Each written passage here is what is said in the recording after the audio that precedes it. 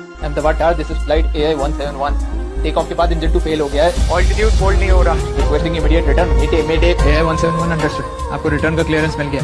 Current altitude और heading क्या है? बस 625 फीट पे कंट्रोल रिस्पॉन्स बहुत स्लो है। हेडिंग 040 रखने की कोशिश कर रहा हूँ, शायद हम रनवे तक ना पहुंच पाए।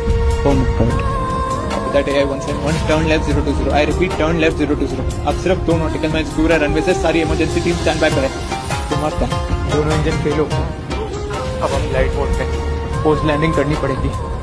लोकेशन मेघानी नगर। लेकिन वो तो एकदम ऐसी पॉपुलैरिटी दे रही है।